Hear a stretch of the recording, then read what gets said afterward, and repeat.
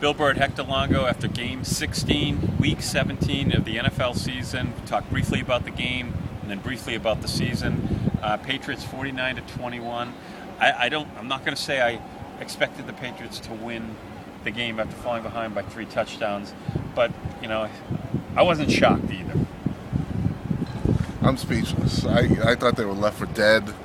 And I think Buffalo quit on him today. I really do. I think when Chan Gailey made that statement, I know you and I have argued about it, him sitting Stevie Johnson for wearing a shirt that said Happy New Year on it, him benching him for that, I think that told the rest of the team to quit. I talked to Ryan Fitzpatrick, talked to other Bills. I think this team quit because of it, and I think the Patriots just pounced on that. Well, that's sad. Then they don't have a lot of character if that's how they quit. They're leading the Super Bowl favorites here. I agree totally. Zero character in that locker room, starting with the coach and on the way down. I mean, I just think they just quit, and the Pats just pounced on it. Again, I don't want to say impressive game, but it was impressive in parts, and I know we've talked about the defense because they're really the story.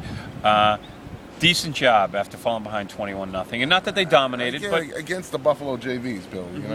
You're talking about guys who get 12 career catches, 15 career catches, as opposed to an All-Pro and their best and their number one tight end being in there. I just think that that's what we saw. Quickly, Rob Gronkowski breaks a record. Wes Welker breaks a record. I think 6 or 7 players broke records. Sure. But Gronkowski, he's really the story, and we didn't even. He's beyond my MVP ballot in the NFL this year. He's had such a dominating year. I mean, it's been such a great year. What a year for him! Unbelievable, unstoppable. Wes Welker, 122 catches. I worry about those ribs. I worry about the shots he was taking today. I worry about. He didn't come out of the game, Hector. He stayed in. I know. Only because Deion Branch couldn't play, and I worry about Welker and his ribs and what the alternative is right now. How about Aaron Hernandez? We didn't even talk to him. You know what? He might have had a better game than Gronkowski. It was close. The two of them were right there, 1-2. What, 49-yard touchdowns don't impress you anymore, No, Hector? very nice. I mean, look, he's becoming, he should be in the Pro Bowl too. Mm-hmm. It's tough to say 2 tight ends from the same team. But they might be the best 2 tight ends in the AFC, at least. And the tight ends have come back across the league, but these 2 guys are really good. Overall in the season, this is a hard team. There's teams we could compare to other teams. I know 2007, there was really nothing like that team. There's really been nothing like this team. It's a weird team. It really is. Hernandez said it in the locker room. It's good to be number 1, right? The last time he looked, it's good to be number 1. They're the number 1 seed. They've earned it. You have to like what they've done. They haven't beaten anybody. They've beaten a lot of bad teams. I think they've beaten 1 playoff team, the way it looks right now. Or maybe 2 if Denver gets in. But they haven't really beaten anybody. But hey, 13-3 is 13-3. No matter how you slice it, they've gotten it done with Swiss cheese on defense and Joe Schmo and Fred Jones and Sterling this and Antoine that. So I give him a lot of credit. And let's give a credit.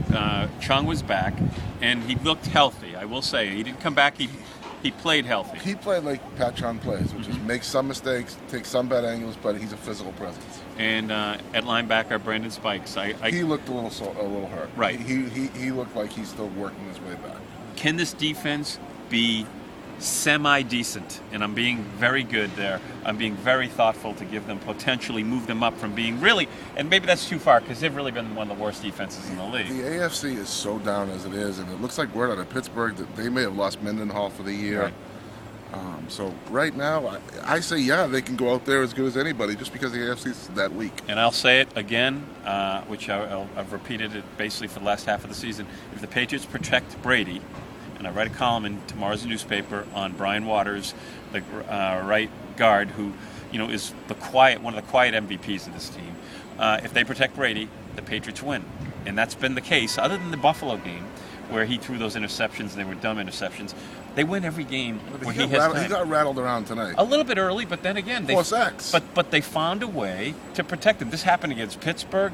Everyone's put pressure on him the first couple series, and then all of a sudden he's free to roam. And when he has time, that's my point. They don't lose.